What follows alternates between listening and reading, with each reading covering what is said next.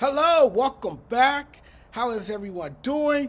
Hope all is well. Laker fans, I know the feeling. You don't have to tell me. I know exactly how you guys feel today. Court is back in session with your guy, Jonathan Mathis, the sports judge. Make sure you support the channel by hitting the subscribe button. If you're watching on TikTok, please click follow for great sports content. Welcome in to Speaking with Judgment. Man, the Lakers are done. And I'm going to say it again that, I was wrong about the Los Angeles Lakers. I was wrong. They really, really surprised me, particularly in game one. I think them coming out flat, not really showing up offensively, nobody really, playing hard or seemed like they wanted to be there. I think that shocked the hell out of a lot of people. The Lakers just weren't built to beat a very good Minnesota Timberwolves team. They just couldn't match their level of intensity. They couldn't match their physicality. And all in all, Minnesota was just overall the better team. I mean, it showed in the entire series. And all series long, you had been seeing the Timberwolves expose the Lakers' glaring weaknesses. For one, the Lakers were just too damn small, right?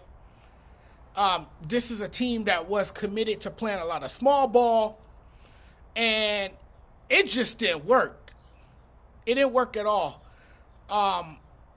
The story at the end of the day was not just Anthony Edwards, but what his teammates were able to do.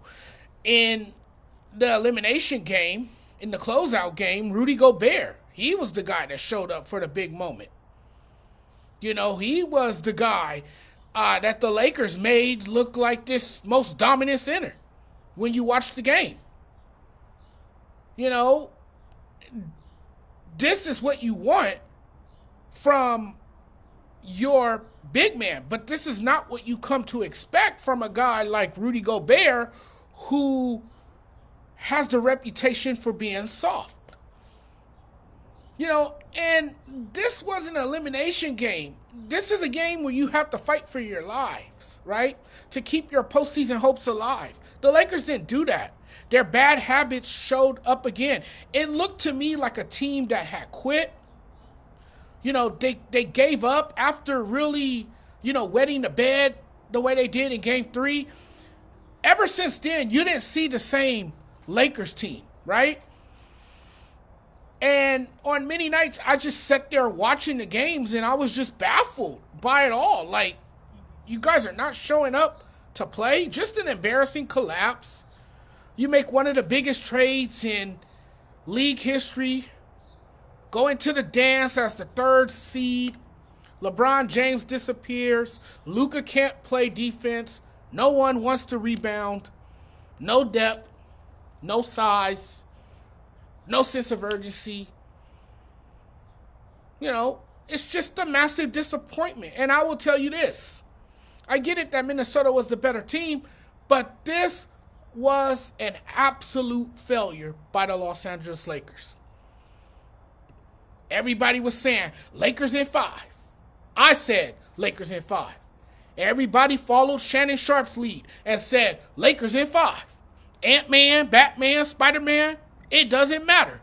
Lakers in 5. Well, I was right about one thing. The series did end in 5 games, but I picked the wrong team. And then J.J. Redick, man. Yes, I got to get on his case, too. J.J. Redick, some of the things he did in this series was very questionable in terms of substitutions, in-game adjustments. It was all bad. And then I saw a team that just didn't have that fight every night. They didn't have the competitive spirit. But the thing with the Lakers, they were so worn down. It was a team that just so many times in this series, they just look so old, slow, lacking energy.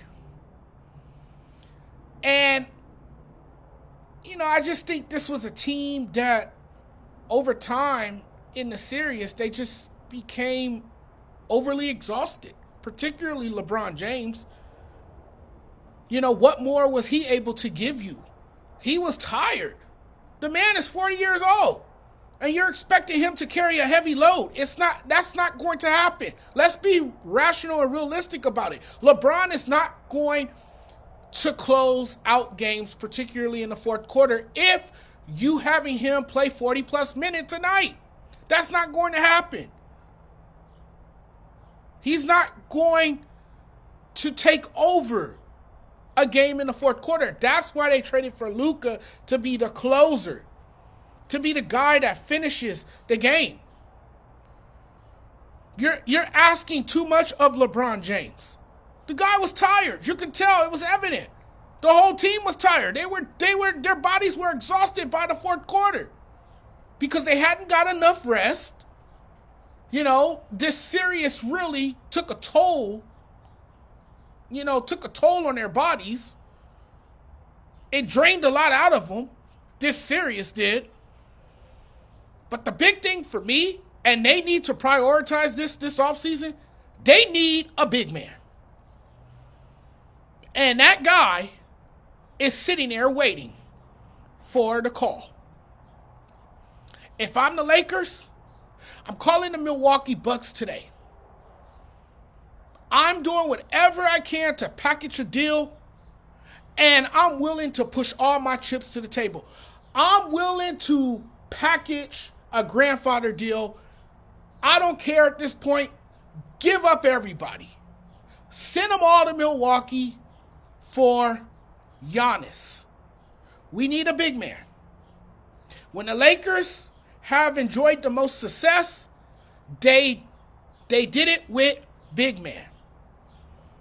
Every time they've won an NBA title, they've had a dominant big man. They had size. They had athleticism. They had somebody that can protect the rim and rebound. The Lakers didn't have that in this series. They were just too small. And Minnesota showed time and again throughout the series that they were long. They had the size. They had the depth. And they were just a more physical team. And they had more options than the Los Angeles Lakers. So, when you look at that and you see the team that was playing like they wanted it more, and the team that was more physical, and the team that hung in there and got the job done, it was the Minnesota Timberwolves that was clearly and actually the better team. Obviously, we didn't acknowledge that too much because of the Lakers' mystique, obviously, because of who they are and because of their history. We still live in the past when we refer to the Los Angeles Lakers. We still talk about them as if they are an already championship contending team, when in reality they're not quite there yet. They still have a little ways to go before we can consider them a title contender. Yes, they have superstars in LeBron James. Yes, they have Luka Doncic, and I think the minute the Lakers got Luka Doncic, everyone just assumed that the Lakers would be the team to beat in the West.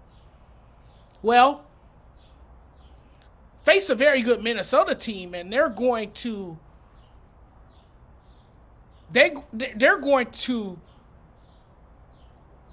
really let you know who the better team is, and that's what we got in this series. Ant-Man, Rudy Gobert, Jaden McDaniels, all those guys came into this series basically playing with house money, you can say. because they were the underdogs in this series. I think they embraced that role, and I think it gave them a sense of motivation. And then the former Laker, man, Julius Randle, I think that gave him a little bit more motivation playing against his former team. And man, let me tell you, did he show up and have a game? So the Minnesota Timberwolves just had more options on their roster. They obviously had the deeper roster.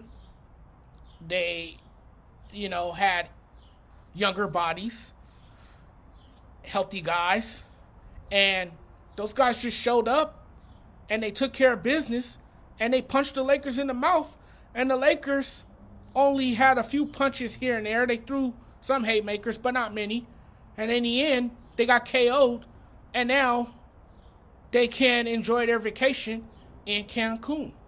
All right, everybody, I just had to come on and talk a little bit about the Los Angeles Lakers and what we saw in this series. I wasn't really going to go into detail about last night's game because I would pretty much be rehashing the same thing I've been saying, when we talked about this in prior videos. And it's really nothing more to really say, or really nothing else that's different about last night's game. It was pretty much the same as we've been seeing all series long, and I just pretty much broke it down. But guys, I'm getting out of here now. Thanks for watching. Thanks for checking out the content. As always, really appreciate y'all. Love y'all. Y'all enjoy the rest of your Thursday. I'll talk to you guys again very, very soon. Thank you.